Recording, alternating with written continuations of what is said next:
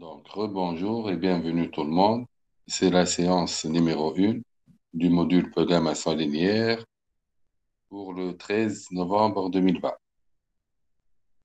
Je vais commencer par vous présenter la méthode avec laquelle on va travailler et puis je vais vous écouter si vous avez des remarques ou bien questions et tout après, on va démarrer la première séance du cours.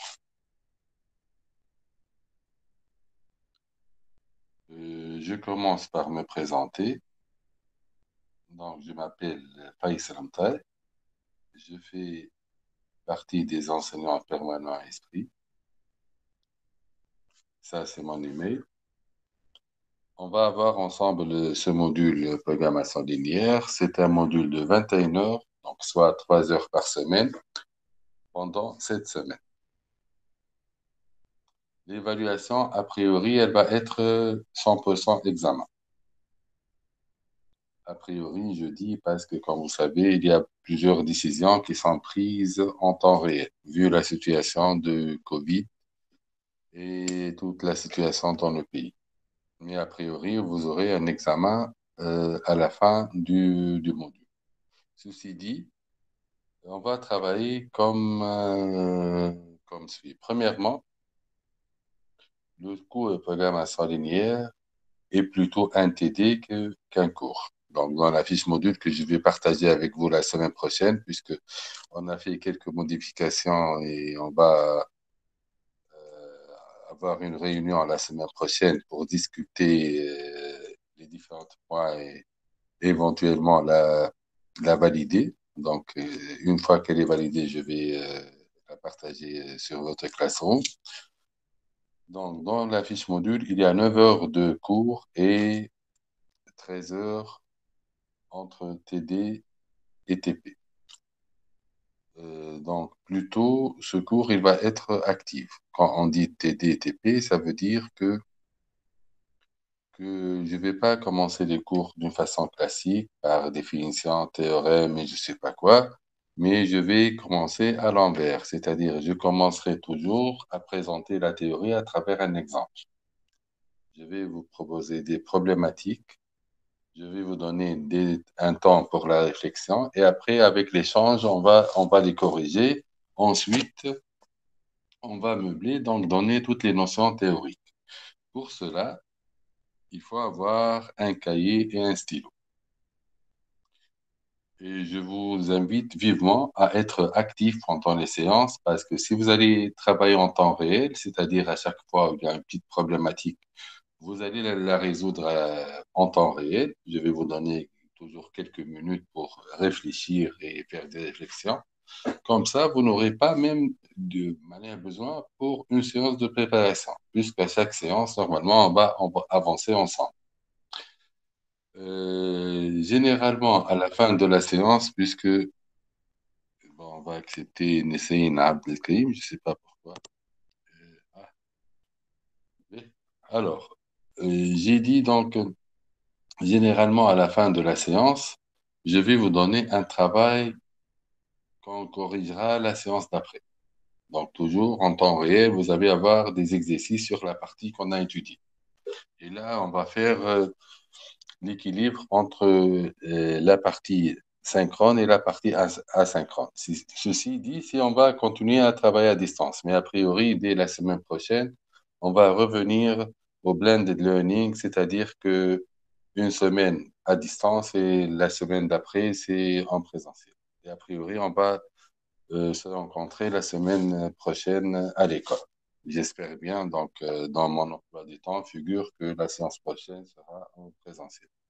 Bon, je dis j'espère bien et je sais que peut-être il y a des gens qui veulent travailler à distance, il y a d'autres qui veulent le présentiel. Bon, le compromis ou bien le choix, il est un peu difficile.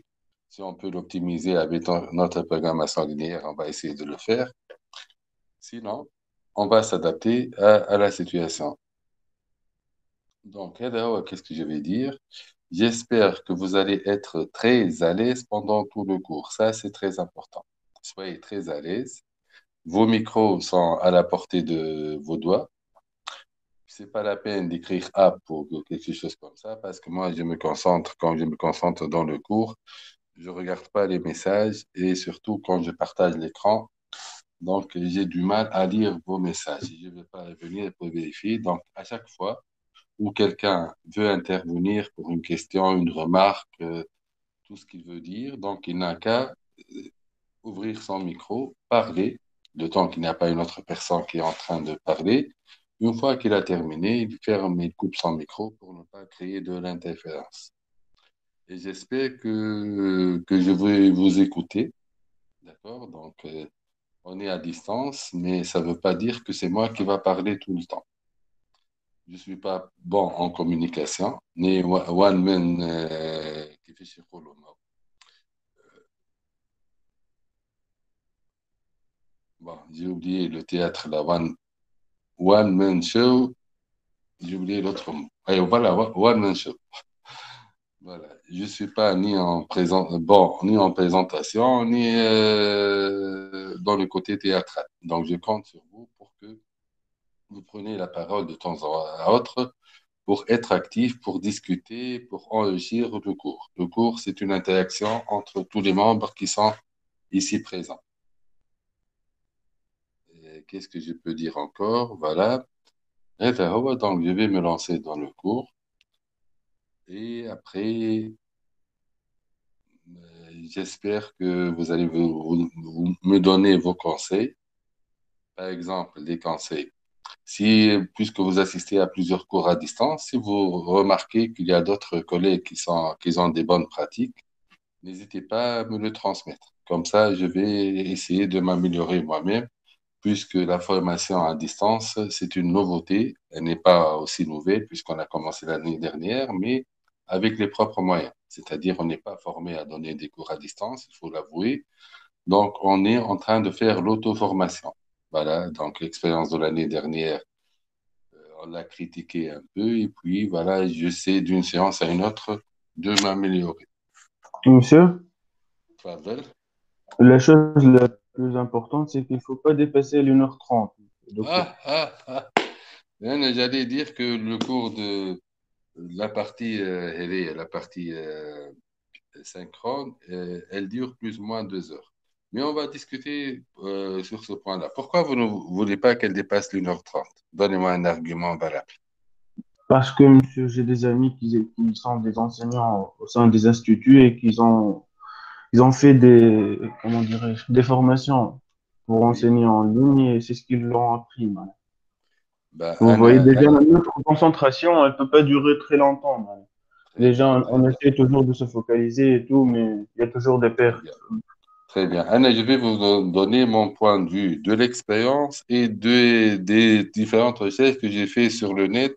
Même j'ai suivi un cours sur Coursera et je suis certifié pour l'enseignement à distance. Mais un seul cours, c'est pas suffisant parce que j'ai trouvé plusieurs cours. Faute de temps, j'ai fait un seul. Mais le conseil, c'est de ne pas dépasser les 12 minutes, pas 1h30. Les lives, c'est à 12 minutes, pas à 1h30. Mais moi, ce que je fais l'année dernière, j'ai respecté l'1h30, mais ce n'était pas interactif. J'ai jusqu'à 2 heures. Pourquoi? Parce que vous allez avoir du temps pour réfléchir. Je ne vais pas parler tout le temps et vous allez prendre des notes, ni rien du tout. Vous allez voir, tous les 10-15 minutes, vous allez avoir une dizaine de minutes pour résoudre un petit exercice. Donc, si on va faire l'interactivité, ça va nous prendre plus qu'1 heure et demie. Si je vais faire que c'est moi qui va parler et donner un cours d'une façon classique, je peux même terminer en 1 heure. C'est une bonne remarque. Et moi, voilà, j'ai dit que je suis ouvert à toutes les remarques. On va faire l'expérience aujourd'hui et puis on discutera encore une fois. Mais moi, comme vous allez voir, je ne vais pas parler 1 heure et demie. Vous n'allez pas vous concentrer. 1 heure et demie, pourquoi? Parce que même le cours RD, c'est un TD. Donc, les notions théoriques sont très peu. Il y a plutôt du travail. Mais juste puisque vous m'avez donné cette remarque, il est déjà 9h20. Donc, on va commencer le cours. Une dernière information que je vais donner. À la fin de la séance, vous allez recevoir sur votre Classroom le support de cours. Vous allez voir les diapos.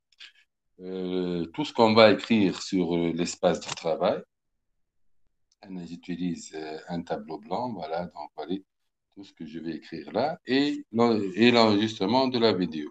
Elle est cool, vous allez le recevoir chaque fois à la séance du cours. Sans trop tarder, gagnons du temps et, et commençons le premier chapitre. Donc, je vais commencer par une citation de l'air que j'ai rencontrée il y a 2 ans sur le net, à cas par hasard, mais vraiment, j'ai trouvé que le module qu'on va faire, la programmation linéaire, elle est étroitement liée à cette citation-là. Ce que je vous demande, c'est de lire la citation et de prendre une position. C'est-à-dire, vous allez estimer le pourcentage de votre accord avec cette citation-là. Le pourcentage, ça veut dire, si vous allez, vous notez que vous êtes d'accord à 80%, 60%, 30%, 0%, 100%.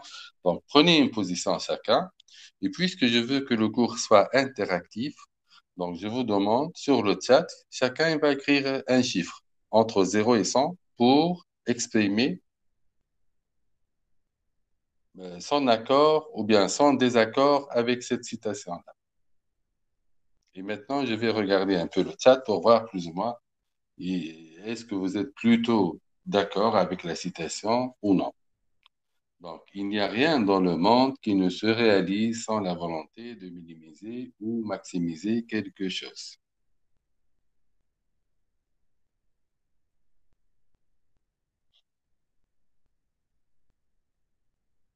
Bon, on ne va pas perdre beaucoup de temps. Donc, s'il vous plaît, je vais aller sur le chat. J'espère avoir des chiffres. Voilà, qui est d'accord? Voilà, le chat. Donc, je vais revenir ici pour voir le chat. Il est là. Voilà. D'accord. Donc, NAMDEO. 95%, 95, 50, 80, 50. Voilà. B, et les autres. Voilà, allez, oh, le nombre. Là, le nombre est le plus important. Ah, pas mal des autres quand même. B. Alors, B. Vite fait, أنا ماذا بيا معناها كي نقول vite fait, j'aimerais bien que quelqu'un, des gens qui sont pas tout à fait d'accord, donc qui ont écrit, on va dire, j'ai vu autour de 50%. Quelqu'un qui a pris 50% nous dit pourquoi c'est 50%. معناها, y a-t-il un contre-exemple ou bien un exemple d'une chose qu'on fait dans la vie sans vouloir ni minimiser ni maximiser? Allez, qui va prendre la parole? Allez, s'il vous plaît, parlez, parlez. Hein. Problème de micro. نشوف ماشي تشات على الأقل في الحكاية. Alors, qui veut prendre la parole, même pour les gens il faut toujours avoir la volonté de maximiser, de minimiser les choses. Donc, je vois que la plupart sont d'accord, mais il y a des gens qui ont dit 50%. J'aimerais bien comprendre 50%. Mais مثلا هدى بالطيب. هدى. Oui, bonjour, monsieur. Bonjour. Je vois Alors, qu'on doit toujours maximiser les choses, pas de minimiser. si vous allez payer de l'argent, par exemple, Ouais. est-ce que vous allez maximiser le coût que vous avez payé? Non, on doit minimiser dans ce cas.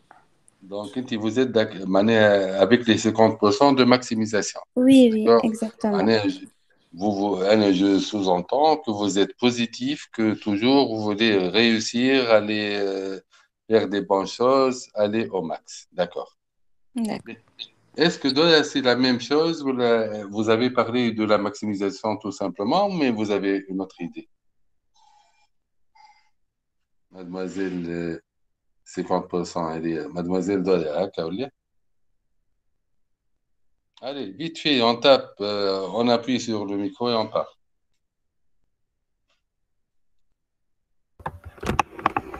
Bon, j'ai parlé de la même chose. Il faut toujours Très bien. maximiser. Maximiser, d'accord. Les gens positifs, c'est extraordinaire, mais parfois, on est devant une situation qu'il y a des pertes. Et peut-être là, il faut minimiser les pertes. Comme on est devant une situation de payer, de faire des dépenses, et généralement, quand on paye, on va pas payer le maximum. Même c'est un principe dans l'État tunisien. Quand on fait un appel d'offres, on dit le moins disant gagnera l'appel d'offres. Le moins disant, c'est lui qui nous donne, bien sûr, il respecte le cahier de charges, mais avec le minimum de coûts. Je reviens à l'exemple de modélisation. بالله سامحني هنا أنا je ne veux pas oublier je suis ouvert à tous vos remarques et conseils. La personne, désolé, Mohamed, hein, qui a dit qu'il ne faut pas dépasser l'1h30 et c'est la chose la plus importante. Mohamed, hein, le nom. Alors, school. Mohamed, non? Mehdi, désolé. Mehdi, c'est vous qui a parlé. Hein. Oui, monsieur, c'est moi. Orzel, très bien. N'oubliez pas votre remarque. J'aimerais bien discuter avec vous à la fin de la séance, même juste pour voir, pour échanger des idées et voilà, juste pour le banc de tout le monde. Mehdi, donc voilà, on va encore discuter. Alors là, c'est un processus d'optimisation. Dans le cas général, le processus d'optimisation, c'est quoi? On a un problème, on l'analyse dans le but de l'écrire autrement, de l'écrire sous forme d'un modèle. Quand je dis que on va l'écrire sous forme d'un modèle, c'est-à-dire chaque modèle a des composantes principales. On va voir dans la programmation linéaire qui seront ces composantes principales. Ça veut dire l'écrire d'une façon, je vais dire mathématique, pour pouvoir utiliser tout le background mathématique et informatique qu'on a. Par exemple, dans l'algèbre linéaire, on a la résolution de systèmes d'équations, on peut trouver le minimum, le maximum, même pour une fonction non linéaire avec les dérivés, où les dérivés s'annulent, est-ce qu'elles changent de signe ou ne changent pas. Il y a des algorithmes assez poussés, comme l'algorithme du descente de gradient, qui est utilisé dans tout ce qui est, on va dire maintenant, data science, réseau de neurones, data mining, big data. C'est un algorithme très puissant. Il est basé, c'est une combinaison entre les maths et l'informatique. Même ce module, c'est une combinaison entre les maths et l'informatique, la logique, le raisonnement. Donc, Thomas Ketroulou, c'est génie logiciel plus ou moins. Donc, le génie logiciel, pour moi, c'est l'algorithmique en grande partie, puis peut-être les langages de programmation. Alors, créer un modèle. Pourquoi créer un modèle? Pour tout simplement appliquer tout le background mathématique et informatique pour trouver la solution optimale. Là, on est dans l'optimisation. Donc, notre solution, elle va ou bien maximiser un profit, ou bien minimiser un coût. Et là, voilà, on revient à la citation de l'air. Donc, on a toujours devant un problème, ou bien on va maximiser quelque chose, généralement un profit, ou bien on va minimiser quelque chose, généralement un coût. Une fois qu'on trouve la solution optimale, c'est pas fini. Il faut voir plus ou moins sa valeur ajoutée. Il faut faire de l'analyse post-optimale pour prendre la bonne décision. Est-ce qu'on va la mettre en œuvre, oui ou non? Cet outil, la programmation linéaire, fait partie des outils très puissants pour l'aide à la décision, l'aide de décision. Et on va faire quelques exemples. Bien sûr, comme j'ai dit, je ne vais pas commencer par vous donner quelles sont les composantes principales et toute la partie théorique, mais je vais commencer par, par un exemple. Je reviendrai, bon, plus ou moins, on va faire 6 chapitres. Je reviendrai à la théorie tout après cet exemple. Cet exemple est un exemple introductif, c'est-à-dire il est assez simple. Son objectif, c'est d'apprendre ou de voir qu'est-ce que ça veut dire modéliser un problème. C'est l'objectif. Donc, tout ce qu'on va faire maintenant, on va raisonner modélisation et non pas résolution. Avant de lancer dans le programme, peut-être je vais vous accueillir avec les fleurs et je vous montre trois types de fleurs, les roses, les lys et les jonquilles. Bien sûr, la signification de chacun de ces roses, peut-être de ces fleurs, peut-être des roses, on le connaît tous. Pour les lys et les jonquilles, bon, il faut aller sur Wikipédia et taper, vous allez voir donc une liste, une longue liste de significations. Trois types de fleurs qui jouent un rôle très important, surtout en Europe. Je ne sais pas vraiment dans les autres continents, mais en Europe, elles jouent un rôle très bien, très important. Et là, une dernière remarque. Tous ces fleurs sont de petite taille. C'est une information qui peut nous être intéressante. Donc, de petite taille. Donc, pour former un bouquet, vous voyez, on peut former un bouquet avec, on va dire, quelques dizaines. Et là, vous avez un problème devant vous. D'accord? Notre objectif, c'est de formuler le modèle adéquat qui décrit l'activité du jeune fleuriste.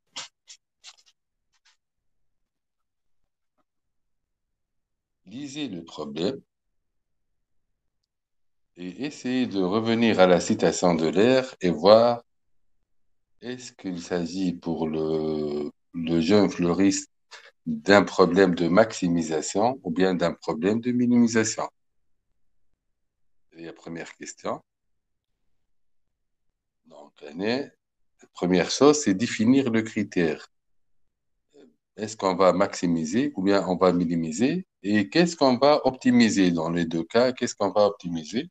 Et puis, on va avoir les étapes de la modélisation. Comment on peut transformer ce problème sous forme d'équations et d'inéquations dans le but d'avoir un modèle pour lui appliquer les méthodes de résolution dont on dispose.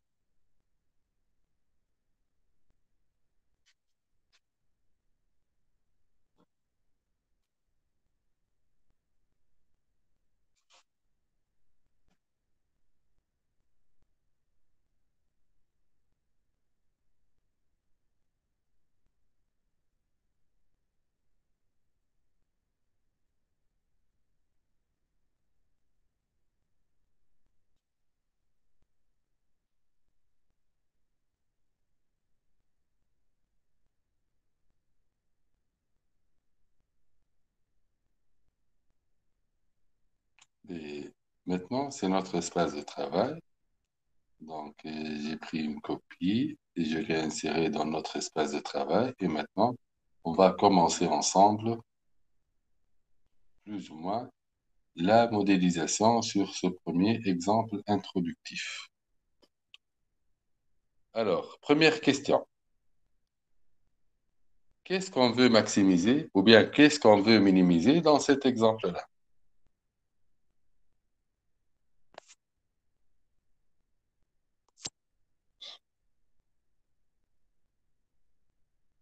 Bon, apparemment, je dois vous introduire pour les premières séances. Monde, voilà. Allez, c'est Monde. Qu'est-ce qu'on veut maximiser ou bien qu'est-ce qu'on veut minimiser d'après vous?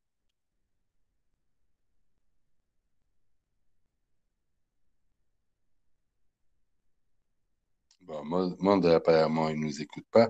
J'ai oublié de vous dire quelque chose. Car il y a beaucoup de gens qui sont arrivés en retard. Donc, s'il vous plaît, il y a un fichier sur votre Google Classroom. Allez sur ce fichier-là et confirmez votre présence. Il faut confirmer la présence et l'envoyer. D'accord? Donc, il faut le faire. Mais alors, Sandes,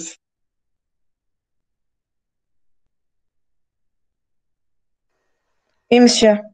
alors, d'après vous, qu'est-ce qu'on veut maximiser ou bien qu'est-ce qu'on veut minimiser?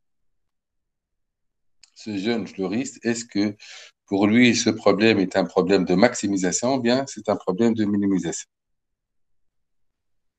Il doit maximiser il doit gagner d'argent. Très bien. Donc, voilà. Il y a quelqu'un qui a un autre avis, qui le dit. Donc, Sanders nous dit qu'on veut maximiser l'argent, bon, on va dire le bénéfice ou bien le profit. On veut maximiser le profit. Donc, je vais écrire là toutes les réflexions en lettres et après, on va faire une traduction mathématique. Donc, notre objectif, c'est de maximiser le profit. Alors, si on va supposer, bien sûr, que le fleuriste, il peut vendre tous les bouquets qu'il va composer. Le fleuriste peut vendre tous les bouquets qu'il va composer. Donc, on voit bien qu'il y a deux types de bouquets. Donc, pour avoir une petite référence, c'est le bouquet de type 1. Il va être le bouquet de type 2. Si on veut maximiser le profit, il faut avoir une stratégie, il faut planifier, etc., pour arriver au profit maximal. La question qui se pose, et je vais m'en réfléchir avec vous, donc pour bien réussir un exercice de modélisation, il faut simuler le rôle du décideur. Là, le décideur, c'est le jeune fleuriste.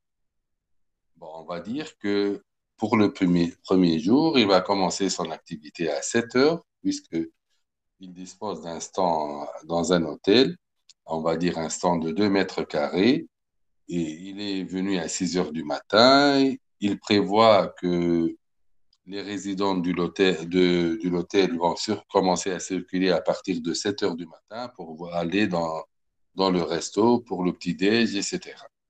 Donc, entre 6 heures et 7 heures, qu'est-ce qu'il va faire? Quand est-ce qu'il va dire, ça y est, je suis préparé, j'ai préparé mon stand. Qu'est-ce qu'il doit faire? Allez, s'il vous plaît, ne réfléchissez pas beaucoup. Donc, parlez vite, c'est sûr qu'on va trouver les bonnes idées. Et voilà. Alors, qui veut prendre la parole? Tfadali. Il va fabriquer les bouquets, monsieur. Voilà. Donc, il doit composer des bouquets à partir des stocks. Il va pas, puisque surtout que, regardez là, qu'est-ce qu'ils nous disent? Lui, c'est un débutant. Après avoir chômé quelques années, a l'opportunité de se transformer. Pour démarrer son commerce, voilà, et les ressources internes, il décide, et là c'est une information importante, je vais la souligner, il décide, donc il a pris une première décision qui consiste à suivre le conseil d'un fleuriste espagnol qui visite notre pays. Pourquoi? Il ne s'y connaît pas dans le domaine des fleurs. Donc, il ne va pas inventer dès le début. Donc, il va suivre le conseil. Qu'est-ce qu'il lui dit, le conseil? Le conseil, ben, lui dit, voilà, la vente de bouquets est plus bénéfique que la vente des fleurs en vrac. Et lui, il a le conseil. Donc, il lui a dit, pour débuter, encore une fois, un mot-clé, pour débuter, faites des compositions suivantes. Comme à deux compositions possibles, et une composition avec 4 euros et l'autre avec 5 euros. Sans, s'il vous plaît. Donc, voilà, merci. Donc, pour débuter, voilà, il y a deux types de bouquets et il doit décider, je sais pas, je pense Mehdi, il doit décider de composer les bouquets de fleurs. Donc, transformer les stocks en bouquets. Mais ça, c'est bien, transformer. Mais y a-t-il une information pertinente là pour transformer les stocks en bouquets, pour composer des bouquets de fleurs? Il y a une information pertinente. Quelle est cette information-là? Sans elle, on ne peut pas vraiment passer des stocks à des bouquets.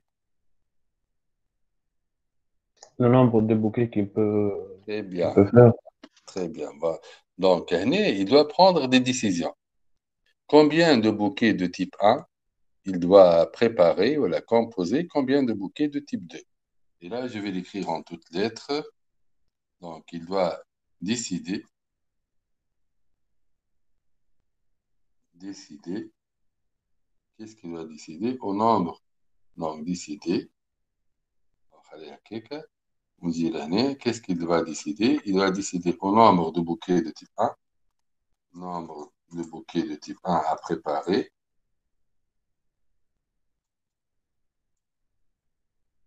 À composer ou à préparer. On va utiliser à composer. Et il doit décider au nombre de bouquets de type 2 à composer. Sinon, il ne peut pas passer du premier stade, c'est-à-dire avant de prendre ces décisions-là, il ne peut pas préparer son stand. Et je vais vous expliquer un peu plus. Supposez que Mehdi, maintenant, il va simuler le rôle de fleuriste. Il allait préparer son stand, il a reçu un coup de téléphone urgent, il va s'absenter pour, on va dire, 30 minutes. Et moi, je suis à son côté, je suis son ami, donc il m'a demandé de le remplacer. Il m'a dit, Faisal, s'il te plaît, je dois partir, voilà, je dois m'absenter pendant 30 minutes, donc essayez de préparer à ma place. Il part. Moi, je vais me poser des questions. Bon, le premier bouquet, voilà, je connais la combinaison. Dans le deuxième bouquet, je connais la combinaison.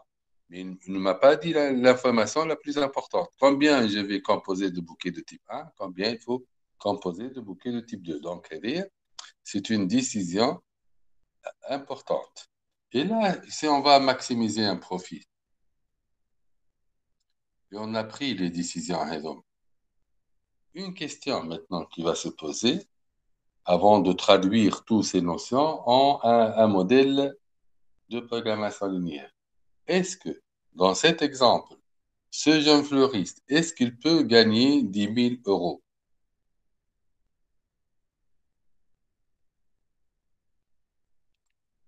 Mourtada, Dans combien de jours? là, dans une seule journée, avec ces données-là, avec les 50 listes, 80 roses, 80 jonquilles, est-ce qu'il peut gagner 10 000 euros? Mourtada, qu'en pensez-vous? Non, non, monsieur, il peut pas. Pourquoi, Mourtada? On veut gagner de l'argent. C'est mieux avoir 10 000 euros qu'avoir 100 euros, n'est-ce pas? Pourquoi il ne peut pas gagner? Oui, monsieur, mais le nombre de fleurs qu'il a ne le permet pas de gagner 10 000 euros par jour. Très bien. Et là, on vient à la troisième composante principale, contrainte. C'est les contraintes auxquelles on doit faire face. Donc, il ne peut pas gagner parce que le nombre de fleurs dans chacun des stocks est limité.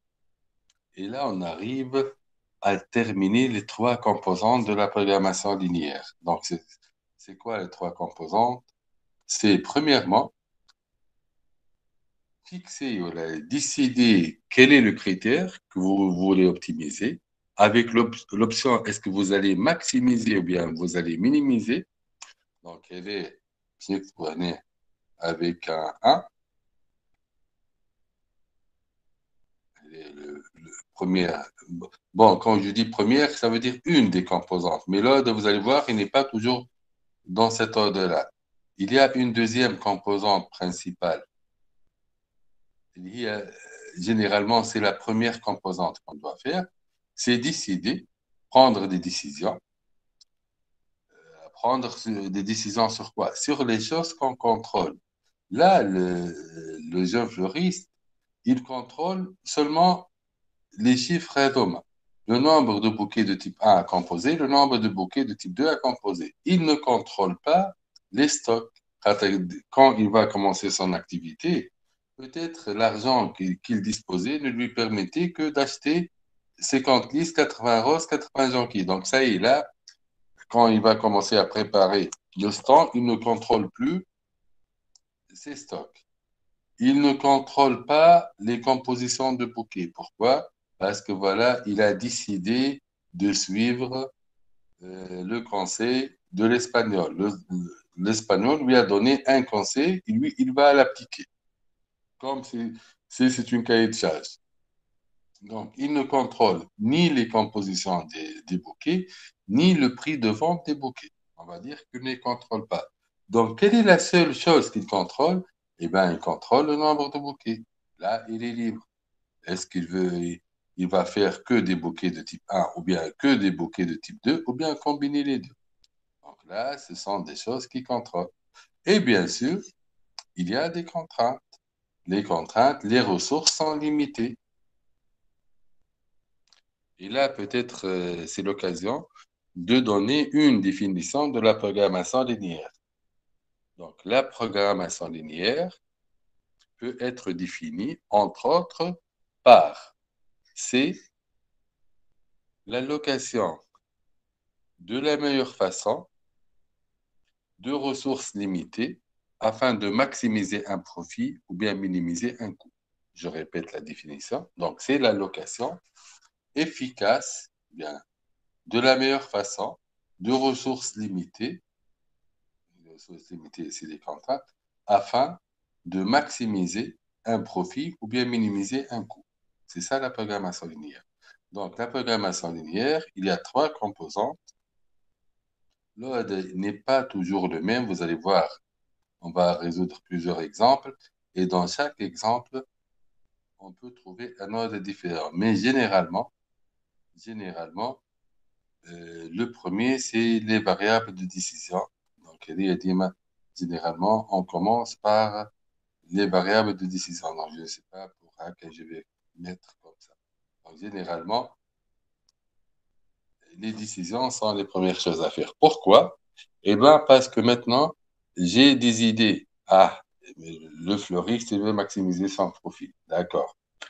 Donc, la seule chose qu'il contrôle, c'est le nombre de bouquets de chaque type. Et là, ça a une influence, un impact direct sur le bénéfice. Pourquoi? S'il va décider, par exemple, de composer, on va dire je dis n'importe quoi, 4 bouquets de type 1, il peut gagner 20 euros. S'il compose 4 bouquets de type 2, il va gagner 16 euros. Donc, vous voyez, les décisions ont un impact direct sur le profit, sur la fonction objectif. Et puis, il y a des contraintes. Et là, maintenant, on va écrire notre premier programme linéaire. Et bien, allez-y, on va commencer. Donc, pour commencer, le clé est la chose suivante. La clé est la chose suivante. Soit x1, le nombre de bouquets de type 1 à composer, et soit x2, le nombre de bouquets de type 2 à composer. D'accord? Donc, on va quantifier nos décisions. Et là, ces deux chiffres x1, x2, qu'on va appeler par la suite, je vais le noter directement, les variables de décision. Alors, on va prendre la couleur bleue. Et en bleu, je vais faire la traduction de tout ce qu'on a écrit mathématiquement. Donc, variable de décision. Variable de décision. Ménage. Variable de décision. Et ça c'est la traduction de décider. Donc, décider, c'est déterminer les variables de décision. Pourquoi on l'appelle variable? Parce qu'elles varient. Elles peuvent avoir des valeurs entre 0 et on va voir suivant les contraintes qu'on a. Donc, ce sont des variables. Décision, parce qu'elles quantifient les décisions. Et maintenant, une fois qu'on a déterminé les variables de décision, on va revenir à la fonction objectif et à la contrainte et on va les mettre sous forme de relations mathématiques. Alors, revenons maintenant à la fonction objectif interne. Et on veut maximiser. Donc, généralement, la fonction objectif, on la note par un Z majuscule. Ce n'est pas une notation universelle, mais une notation très utilisée. Est-ce que quelqu'un peut me dire quelle est la fonction objectif? C'est-à-dire, il peut comptabiliser qu'est-ce qu'il peut gagner le jeune fleuriste s'il décide de composer x1 bouquet de type 1 et x2 bouquet de type 2. Est-ce que je peux écrire la fonction coût, la fonction profit, en fonction de x1, x2 pour notre problème, bien sûr. X1A plus X2B. Le 1, c'est quoi ou le B, c'est quoi? J'ai pas compris. عاود X1A, le A هو البوكي numéro 1 والB هو البوكي numéro 2. Quand je vais comptabiliser le profit, il va être en euros. Pourquoi en euros? Parce que bon, on a face à notre clientèle sont des touristes. Généralement, c'est interdit d'utiliser d'autres monnaies que le dinar tunisien. Mais bon, vous savez, dans les hôtels, on permet d'utiliser bon, c'est permis plus ou moins, c'est utilisé. D'accord? Je veux voir combien je peux gagner. Si je vais composer X1 bouquet de type 1, X2 bouquet de type 2, en euros, combien je vais gagner? Quelle est la fonction avec laquelle je peux calculer cela? C'est ça ma question. Sur 4x1 plus 5x2, Très bien, très bien. Pourquoi 4x1? Expliquez-nous pourquoi 4x1.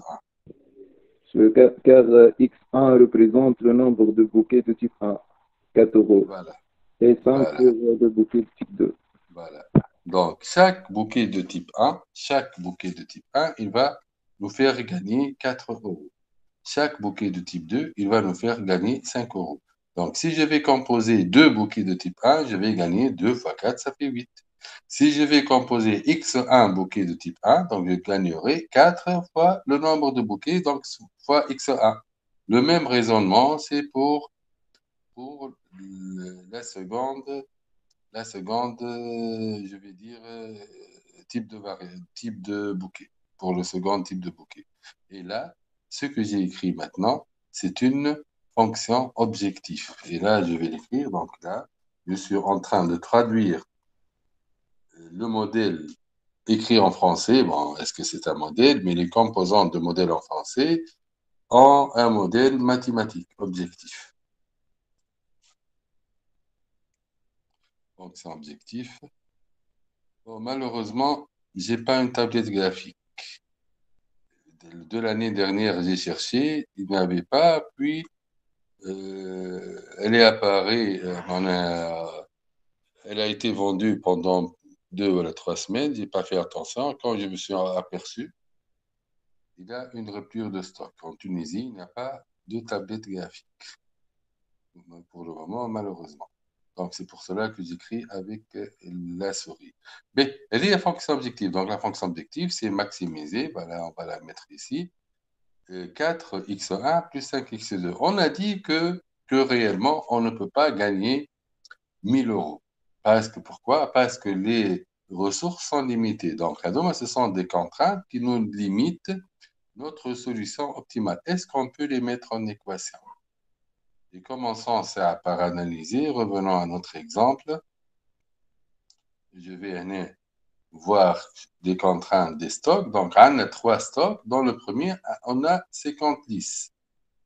Qu'est-ce qu'elle m'impose, 50 listes comme contrainte? Et on a 50 roses, 80, je m'excuse, roses et 80 jonquilles.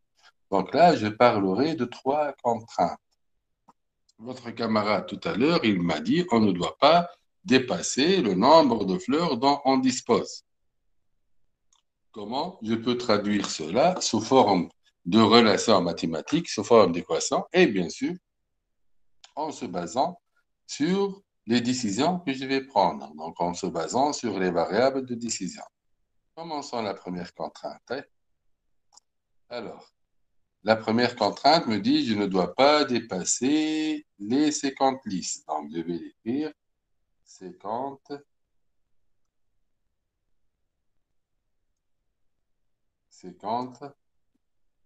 listes. Je ne dois pas dépasser les 50 listes. Qu'est-ce qui ne doit pas dépasser les 50 listes? Qui va nous dire? Qu'est-ce qui ne doit pas dépasser les 50 listes? Qu'est-ce que je vais écrire là? Je ne dois pas utiliser un nombre de listes supérieur à 50.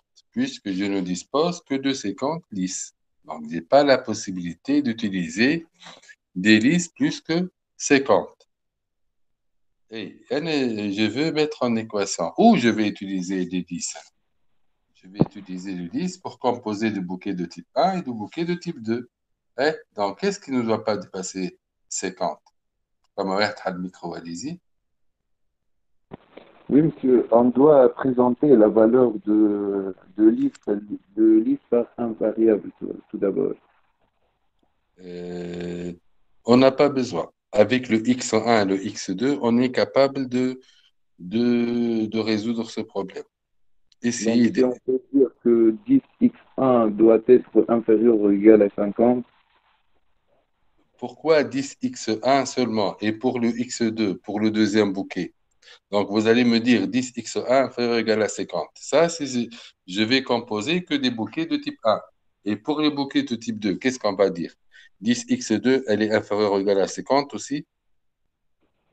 oui. Est-ce qu'on ne peut pas combiner les deux? Parce qu'on peut faire de... Oui, Oui, vous c'est allez dire 10x1 plus 10x2, normalement. exactement, exactement. Quand je parle et quelqu'un veut parler, avec moi, vous pouvez m'interrompre et parler. Je parle beaucoup, comme vous avez remarqué, malheureusement. Et je vais vous expliquer pourquoi tout à l'heure. Voilà. Donc, 10x1 plus 10x2 ne doit pas dépasser 50.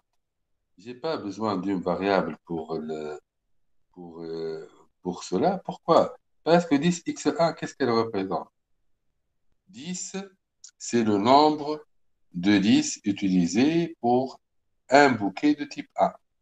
Si je vais composer, par exemple, trois bouquets de type A, combien je vais utiliser de listes? 3, le nombre de bouquets fois 10, ça fait 30. Et si je vais composer deux bouquets de type 2, combien je vais utiliser de listes?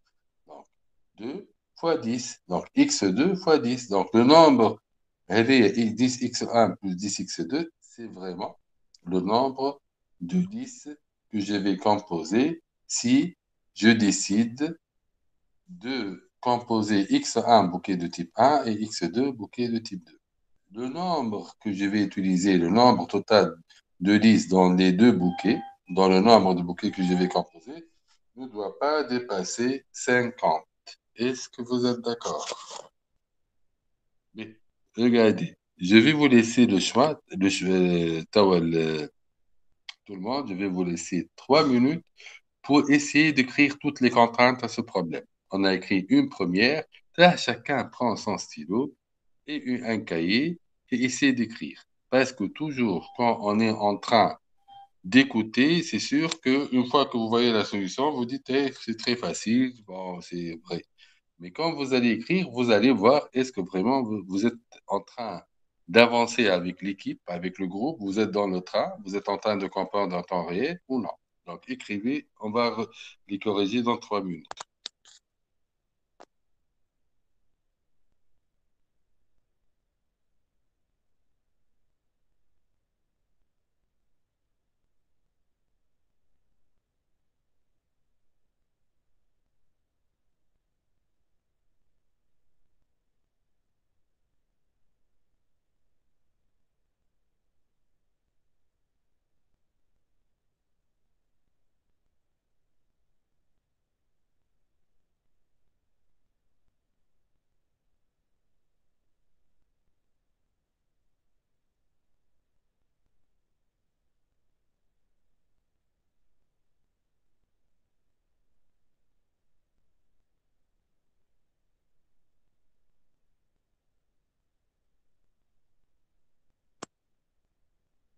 Alors, qui peut nous dicter la deuxième contrainte? La deuxième contrainte, elle est relative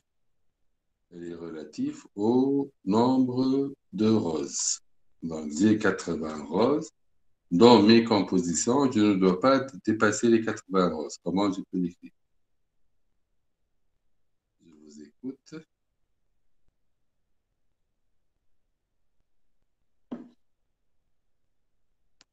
10x1 plus 20x2 inférieur ou égal à 80. 10x1 plus 20x2 inférieur ou égal à 80. Exactement. Donc, je suis d'accord. Bien sûr, c'est... Voilà. Et qui va nous donner la troisième contrainte. Monsieur 20x1 plus 10x2 inférieur ou égal à 80. Très bien, donc 20x1 plus 10x2 inférieur ou égal à 80. Très bien, voilà. Bon, il reste une dernière contrainte qui est la suivante. Puisque x1, x2, ce sont des nombres. Des nombres, le nombre de bouquets de type 1 et le nombre de bouquets de type 2. Donc, il y a une contrainte de non-négativité. Ces chiffres-là ne peuvent pas avoir des valeurs négatives. Pourquoi? Parce que je ne peux pas parler que je vais composer moins 5 bouquets de type 1. Ça n'a pas de sens.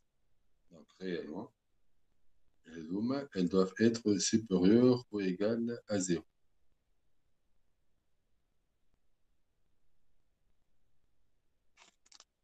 Et là, je vous félicite pour le premier programme linéaire, pour les gens qui n'ont pas fait de la recherche opérationnelle avant et qui c'est leur première expérience avec la programmation linéaire, je vous félicite que vous avez réussi à faire votre premier programme linéaire. Donc, on répète, un programme linéaire a 3 composantes principales. La première, c'est les variables de décision. La deuxième, c'est la fonction objectif. La troisième, ce sont les contraintes. Bien sûr, l'ordre n'est pas toujours le même. C'est pas, par exemple, surtout la fonction objectif et les contraintes. C'est pas toujours, on est capable d'écrire la fonction objectif avant les contraintes. Vous allez voir dans les exemples qu'on va faire que parfois, il faut écrire les contraintes pour revenir à la fonction objectif. Mais généralement, la première composante, après avoir compris le problème, c'est les variables de décision. Bon. Comment on a isolé? On a écrit en français la fonction objectif en premier lieu, maximiser le profit. Ça, c'est légitime. Mais pour passer au modèle mathématique, il faut définir les variables de décision. Parce que sans les variables, on n'aurait pas pu écrire ni la fonction objectif, ni les contraintes. Donc, les variables, il faut bien les définir. La définition est avec une phrase qui exprime exactement qu'est-ce que ça veut dire x1, qu'est-ce que ça veut dire x2 et toutes les autres variables si on a besoin d'utiliser plus que deux variables. J'ai mis l'accolade parce que là, on va parler résolution. Une fois qu'on a trouvé le modèle, c'est bien. La deuxième chose, c'est la résolution. Donc, pourquoi on a mis l'accolade? Parce que nous, réellement, notre solution optimale, si elle existe, bien sûr, c'est un couple x1, x2 qui vérifie simultanément toutes les contraintes. Donc, l'accolade, c'est 10x1 plus 10x2, elles doivent être inférieures à ces contraintes et en même temps, il doit vérifier la deuxième contrainte et le et logique, il doit vérifier la troisième contrainte et il doit vérifier la quatrième contrainte. Si x1, x2 vérifient trois contraintes et ne vérifient pas une, donc ce ne sont pas des solutions possibles. Donc, je vais trouver tous les couples x1, x2 qui vérifient simultanément toutes les contraintes et puis en même temps, elles maximisent la valeur de la fonction z. Voilà, هذا هو البروبلème. هي la méthode de résolution. C'est un exemple assez simple, mais c'est ce qu'on va faire pour tous les autres problèmes qu'on va étudier, même si le degré de difficulté il va être plus important, mais toujours, pour réussir la modélisation, il faut arriver à définir ces trois composants. D'accord? Donc, le premier exemple. Là, je vais revenir un peu de la théorie. Donc, vous avez vu, et je vais faire toujours comme ça. J'introduis la théorie à travers un exemple. Je reviens maintenant. Je reviens à ma première diapo.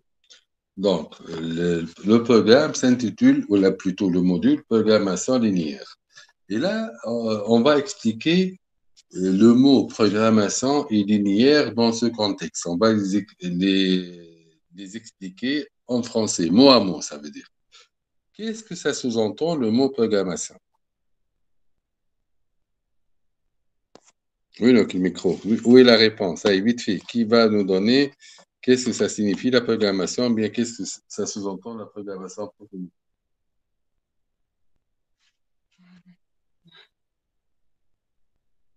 Ah, écoute. Monsieur, c'est Monsieur, l'ensemble des activités qui mènent à écrire du code. d'accord. Internet, voilà. Donc, on va revenir à la définition de la programmation linéaire que j'ai dit tout à l'heure, mais la programmation, dans ce contexte, c'est la planification. C'est la planification. Et on l'utilise nous-mêmes dans notre langage au quotidien. Quel est votre programme pour le week-end? Quel serait votre programme pour les vacances prochaines? Le mot programme ou la programmation, c'est la planification. D'accord? Mais, bon, ils sont liés l'une à l'autre si on pousse, mais voilà, tout pour dire court, c'est la planification. Le mot linéaire, qu'est-ce que ça veut dire? Linéaire. Mais je reviendrai au mot linéaire sur l'exemple même qu'on a présenté. Je vais revenir au mot linéaire. Maintenant, je reviens au processus d'optimisation. Donc, dans le processus d'optimisation,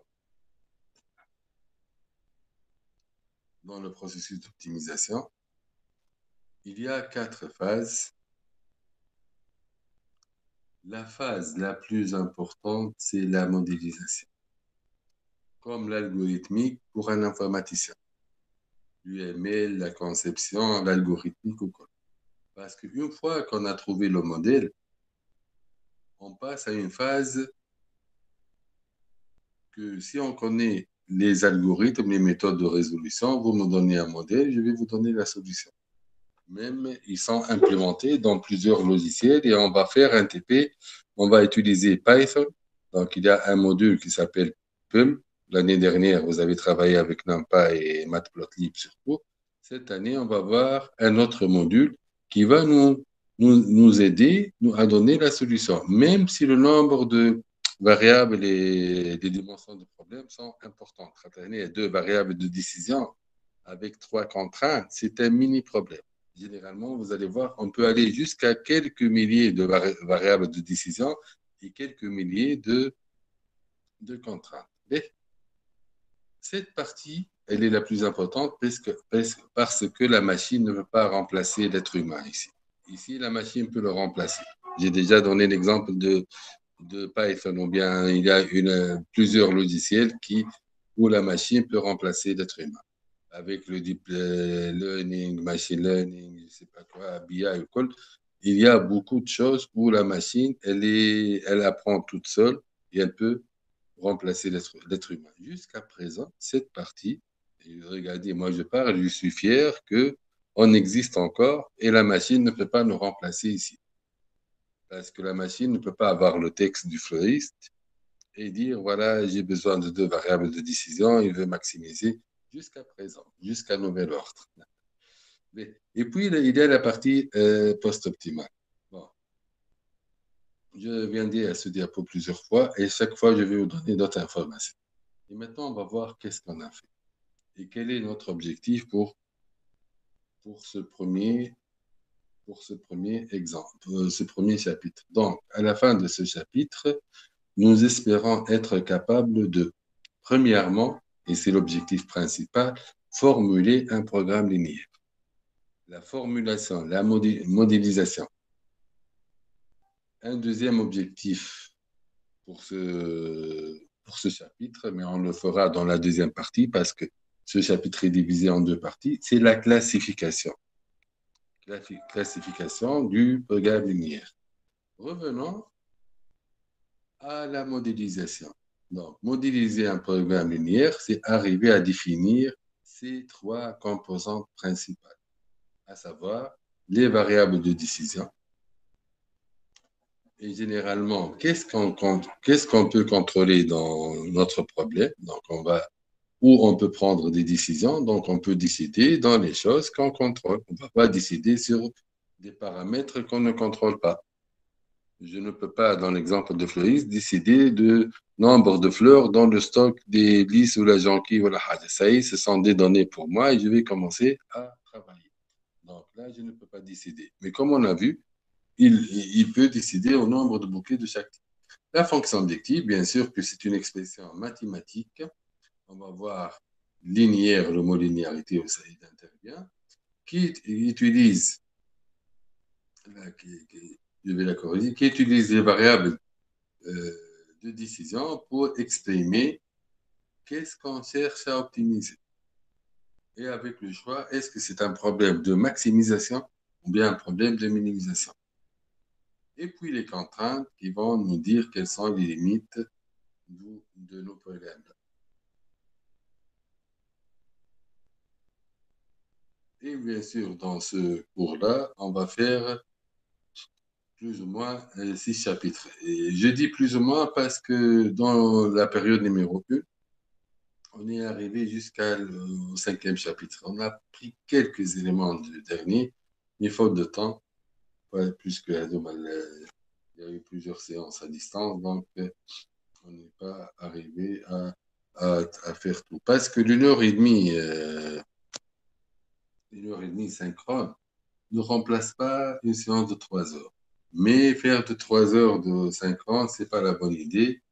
Bon, les bonnes idées, de même ne pas faire des séances synchrones juste pour, comment dirais-je, pour une phase de récap. D'accord? Mais généralement, des petites vidéos et faire une petite auto-formation, mais on ne va pas discuter là-dedans pour le moment. Regardez l'exemple qu'on a corrigé. Et là, je vais revenir à répondre qu'est-ce que ça veut dire le mot linéaire. Donc, linéaire, je connais exactement qu'est-ce que ça veut dire linéaire. C'est sûr que l'année dernière, par exemple, dans le module méthode numérique pour l'ingénieur, vous avez utilisé le mot linéaire plusieurs fois. Linéarité linéaire. Oui ou non? Voilà, vous n'avez pas fait la 3e année l'année dernière. Alors, qu'est-ce qu'on appelle linéaire? Je donne un exemple. Supposons qu'on a une fonction f à variable x. Quelle est la forme de f de x pour dire que c'est une fonction linéaire? C'est une droite qui passe par 0. Très bien.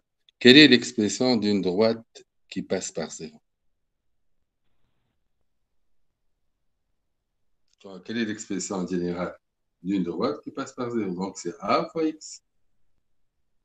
Ça, c'est une équation d'une droite linéaire. Bien sûr, si j'ajoute plus b, tu as une droite affine.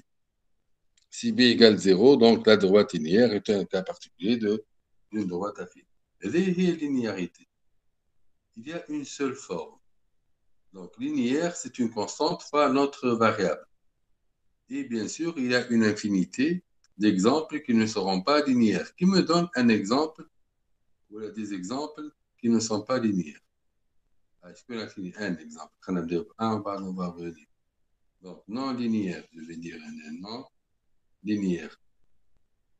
Exemple de fonction non linéaire. Sinus cos. Ah, oui. Sinus cosinus, voilà. Très bien, très bien. Entre autres, sinus x, cosinus x, entre autres, exponentielle x, entre autres, x au carré.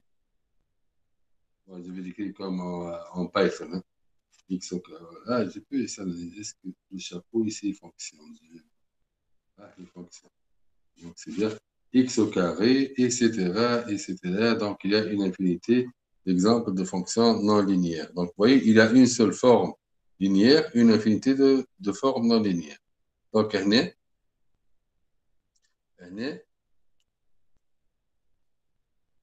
je reviens et essayez de voir avec moi où est la linéarité dans le modèle qu'on a écrit. Dans ce premier modèle, est-ce que vous voyez qu'il y a une chose qui est linéaire? Qu'est-ce qui est linéaire dans ce premier modèle?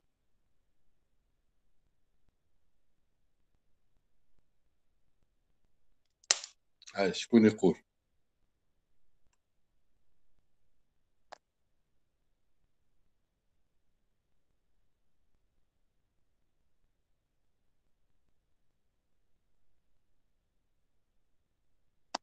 Alors, qu'est-ce qui est linéaire?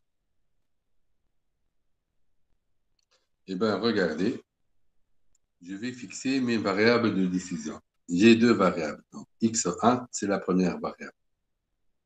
Si je regarde la fonction objectif, elle est linéaire par rapport à x1. Elle s'écrit une constante fois x1 puissance 1.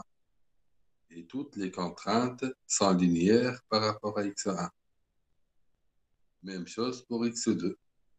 La fonction objectif, elle est linéaire par rapport à x2. Et toutes les contraintes sont linéaires par rapport à x2. Et de là, on parle de programmation linéaire. Mais sans trop tarder,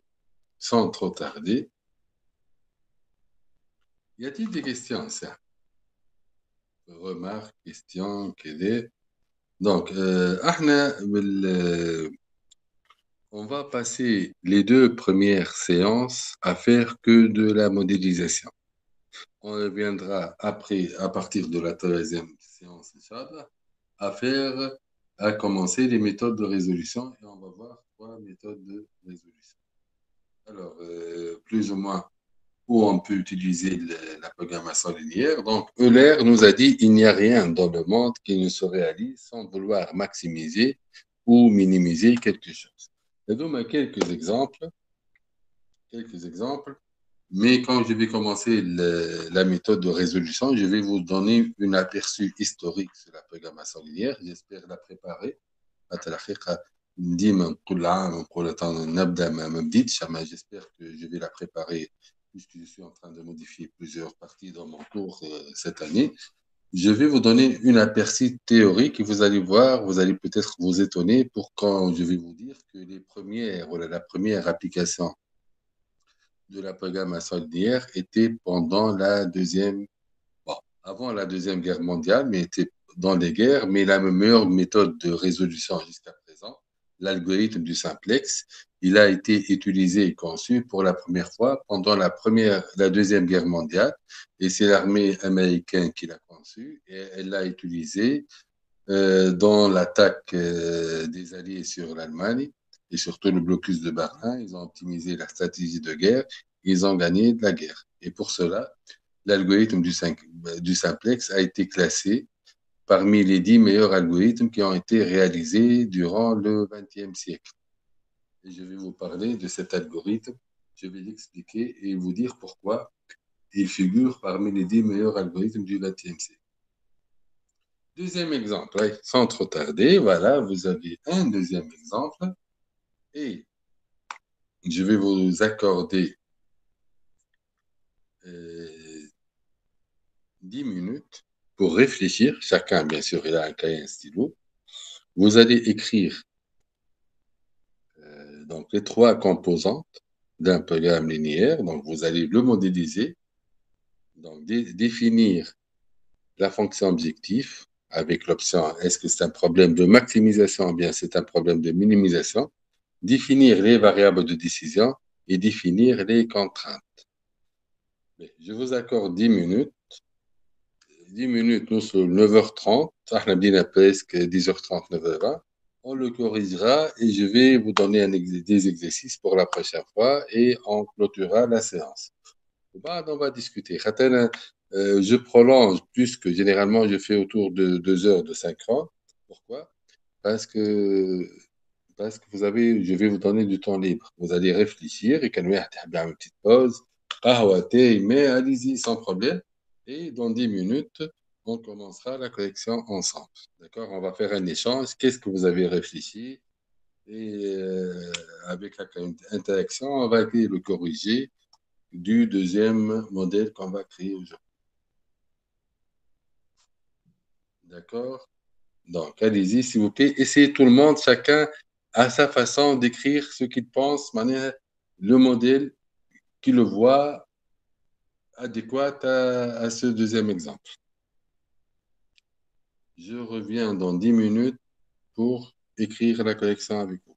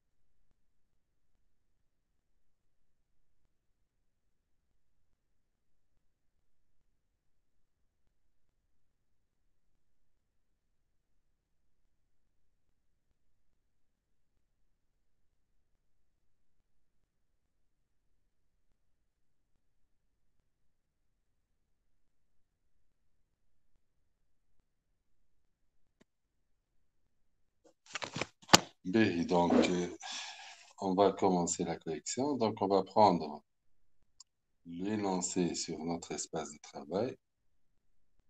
Date peuple. Et je vais commencer à écouter vos propositions. Ajouter sur une nouvelle page. Voilà. Donc, il y avait le problème de date peuple. Alors, première question. Est-ce que c'est un problème de maximisation ou bien c'est un problème de minimisation? Minimisation. Minimisation. Mais qu'est-ce qu'on va minimiser? Les frais d'achat, le coût Mais des kilogrammes. c'est un avis. C'est début de minimisation. Qu'est-ce que vous allez minimiser? Les frais ou les coûts. Très bien. Le frais ou la quantité de repas. La quantité à manger. D'accord. C'est un Oui, régime alimentaire, donc on ne doit pas manger beaucoup. C'est comme ça? oui. C'est pas une information juste. Non, on va discuter. Un début, je pensais comme ça.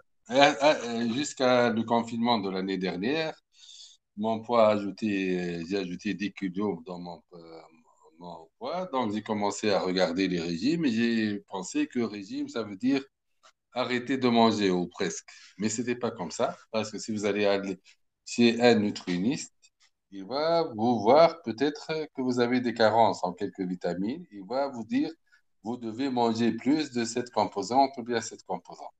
Donc, et là, on va faire le lien avec l'énoncé. Donc, qui nous dit que la quantité nécessaire par jour est de 400 grammes et on doit manger au plus ou au moins 30 grammes de protéines et 5% de fibres? Qui nous donne ces informations-là? C'est le spécialiste de nutrition. C'est un nutritionniste. Nutritionniste. Comment il s'appelle? Nutritionniste.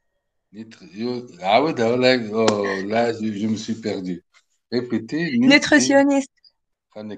Ah, j'ai des problèmes parfois. Ah oui, là, je m'excuse. Nu... Nutritionniste. Nutritionniste. Nutritionniste, voilà. Bon, je vais dire spécialiste de nutrition, bien un médecin. Généralement, leur visite actuelle coûte 70 dinars. Donc, je pense que si on va visiter un médecin, il va nous donner ces informations-là. On ne va pas sortir et puis changer ces données-là. Parce que comme ça, on a perdu la visite et on ne va pas faire un bon régime. Pourquoi? Parce que lui, pour vous donner ces proportions-là, qu'est-ce qu'il va faire? Il va vous demander un bilan et c'est un spécialiste, il s'y connaît. Donc là, diminuer la quantité qu'on va manger n'est pas vrai. N'est pas vrai parce que vous voyez même ici, la quantité nécessaire par jour. Qu'est-ce que ça veut dire nécessaire? Donc, on ne doit pas manger moins que 400 grammes. Au minimum, comme on dit nécessaire, c'est au minimum 400 grammes.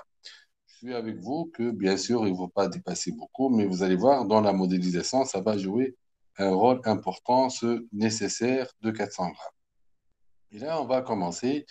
Donc, la programmation, plutôt, voilà, la programmation linéaire. Alors, donc, je vais écrire fonction objectif cette fois-ci, puisqu'on connaît les trois composantes, fonction objectif.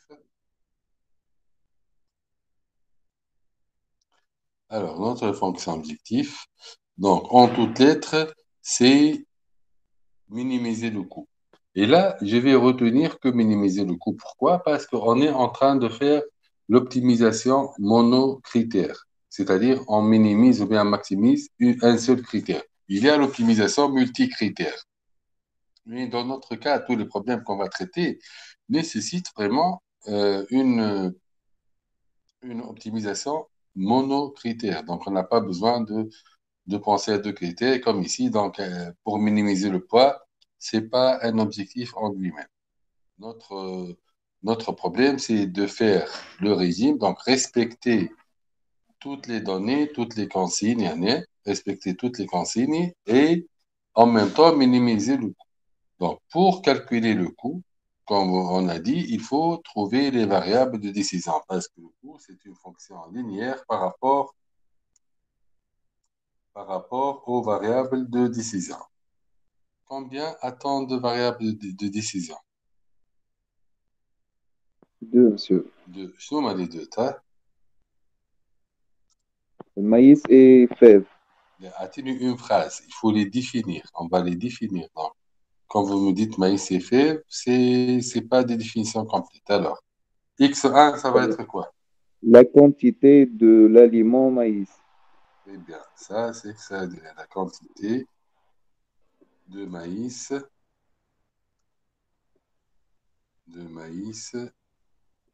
à préparer pour le repas ou à manger, je vais dire tout simplement. La quantité de maïs à manger. Et bien sûr, X2, ça va être la quantité de fèves à manger. Donc, X2, c'est la quantité de fèves à manger. Bien.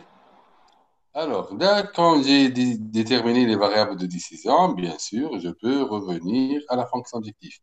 Quel serait le coût minimal? Comment je vais écrire cette fonction-là? Donc, c'est un problème de minimisation. Min z égale combien? Là, je vais écrire le coût de mon repas. Je vais utiliser les variables de décision pour exprimer le coût de mon repas sous forme d'équation. Quelle serait cette équation-là? Z égale combien? Comme je viens. Je vois qu'il y a plusieurs qui ont quitté, donc ils respectent 1h30. Bon, c'est pas assez bien, c'est pas bien. Alors, comment on peut quantifier le coût du repas?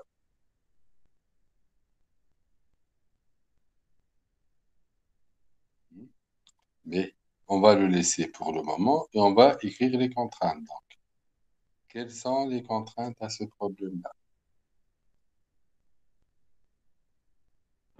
Au moins 30% de protéines et au plus 5% de fibres. Plus une troisième contrainte. Quelle est cette troisième contrainte? 400 La grammes, quantité nécessaire. Voilà. D'accord. Est-ce que vous pouvez me donner une de ces contraintes au moins sous forme d'équation? Commençons par la première, 400 grammes. Monsieur لحظة وربي فما X2 راهي la quantité de Ah, très bien. Il y a un décalage. Donc, rien, je n'ai pas changé. Donc, rien, c'est la quantité de fèves à manger. Vous avez complètement raison. Merci. Alors, je nomme les contraintes. Mais là, contraintes pour les 400 grammes. Objectif à 400 grammes. Oui. Bon. Peut-être maintenant, on va le dire. Il faut fixer l'unité parce que les prix sont en kilos et la quantité, elle est en grammes. On va garder peut-être le kilo. Ouais. Donc, le 400 grammes, c'est 0,04 kg. Et là, je vais dire que la quantité à manger, et je vais dire que en kilogrammes. D'accord, ici, même chose. Qui peut me donner une de ces contraintes-là? Maintenant, qu'est-ce qui ne doit pas dépasser les 400? Ou là, il doit dépasser les 400 grammes ou là, égal 400 grammes. X1 plus X2 égale 400 grammes. Donc, X1 plus X2 égale. Est-ce que c'est égal? Voilà, c'est inférieur ou égal, là, c'est supérieur ou égal. Supérieur ou égal. inférieur au Mais je vais écrire supérieur ou égal et je vais expliquer pourquoi. Parce que mon objectif, c'est de minimiser le coût. Si j'ai une composition qui, qui pèse 402 grammes et que me coûte, je vais donner n'importe quel chiffre, et qui me coûte 2 euros. 402 grammes me coûte 2 euros. Et 400 grammes, elle va me coûter 2,5 euros. Pourquoi c'est possible? Parce que voilà, le prix des maïs et des fèves n'est pas le même. Et pour avoir les protéines et les fibres, donc vous voyez, donc ça dépend des quantités que vous avez utilisées. puisque le médecin m'a dit nécessaire 400 grammes, donc je peux dépasser un tout petit peu les 400 grammes si je vais avoir en contrepartie un coût inférieur à cela. Donc, je vais mettre x1 plus x2 supérieur ou égal à 4. Ce n'est pas aussi inférieur ou égal parce que nécessaire, là, je ne dois pas descendre en dessous de 400 grammes. B, deuxième contrainte qui va m'exprimer les 30% de protéines, au moins 30% de protéines. Comment je peux l'écrire? Au moins 30% des protéines. Où je trouve les protéines? Je les trouve 0,09% par rapport au maïs et 0,6% par rapport au feu. 0,09 x1 plus 0,6 x2 supérieur ou égal à 0,3. Donc, je vais écrire ce que votre camarade m'a dit. Automa, réfléchissez, est-ce que vous êtes d'accord avec elle, oui ou non? A priori, il manque un petit quelque chose. Donc, 0,09 x1 plus 0,6 x2 au moins donc supérieur ou égal à 0,3 à 30% 0,3 Oui. oui. Est-ce que vous êtes d'accord?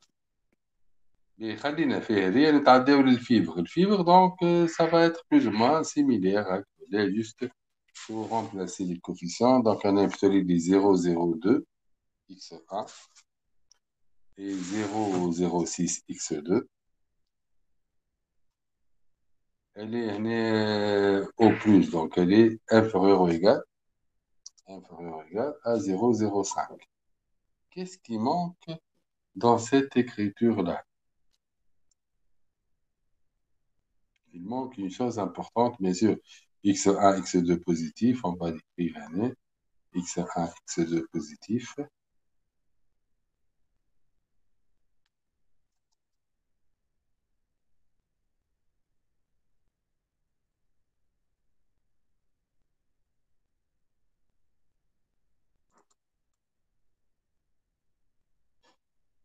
Supérieur ou égal à 0 et x2 supérieur ou égal à... Ah, je connais quoi, qu'est-ce qu'il manque dans les contraintes pour supérieur ou égal à 0 pour que ça soit conforme. Donc, bien sûr, je vais mettre les accolades.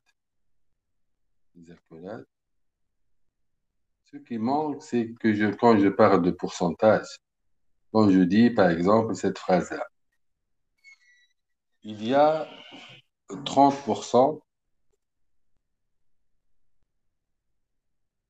de fumeurs et je m'arrête.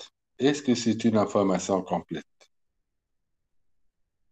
Il y a نو 30%. Non. Qu'est-ce qu'il manque?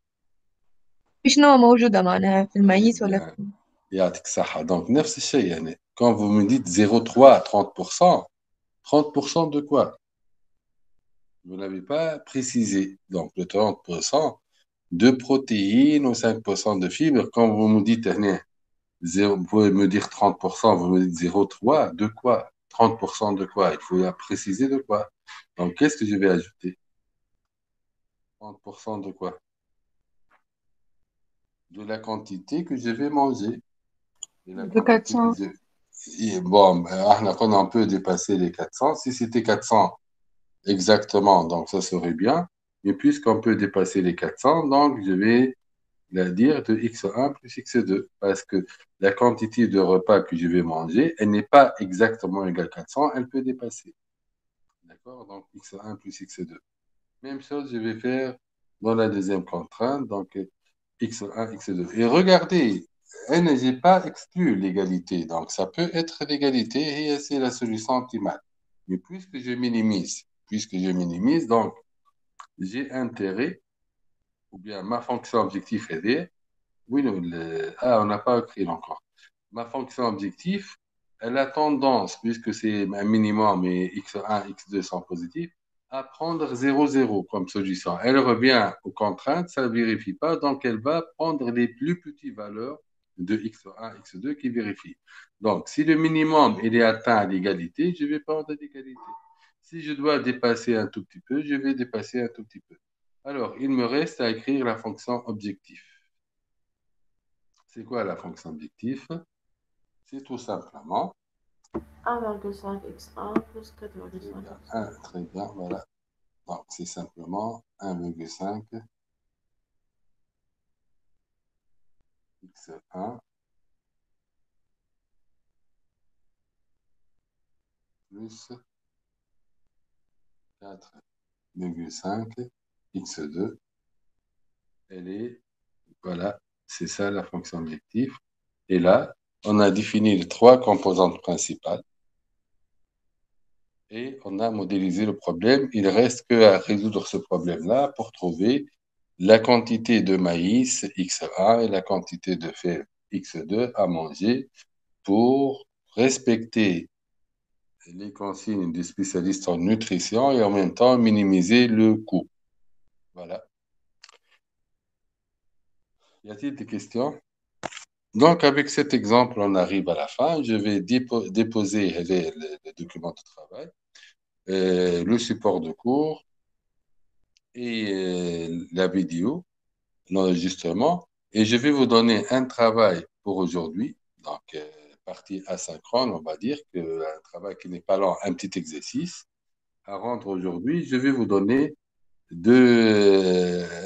un exercice pour la semaine prochaine. Bon, regardez, je vais vous montrer les exercices avant de vous les laisser. C'est l'exemple 3. Aujourd'hui, c'est un exemple, vous pouvez le faire vite fait si vous avez compris.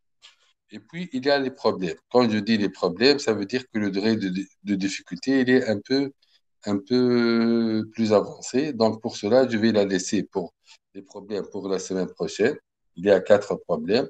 Et c'est pas, je vous demande pas de faire les 4 problèmes. Donc, chacun peut choisir un ou la deux. S'il fait les 4, c'est mieux. Et les problèmes, vous pouvez le faire en équipe. Si vous avez une possibilité de interagir en équipe, c'est très bien. On les corrigera la semaine prochaine, a priori, en présentiel. Donc, les 4, voilà. Il ne me reste qu'à vous dire merci pour votre présence et à la prochaine, Inch'Allah.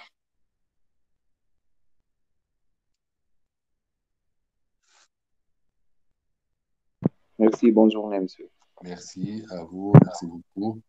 Mehdi, oui, le Mehdi. مهدي مشي. ميرسي. وانا حبيت يعطيني لافي نتاعو هكا زدنا عملنا ساعة ونص الحقيقة مي بون ابريوري سي le minimum qu'on peut faire. Merci en tout cas et à la prochaine.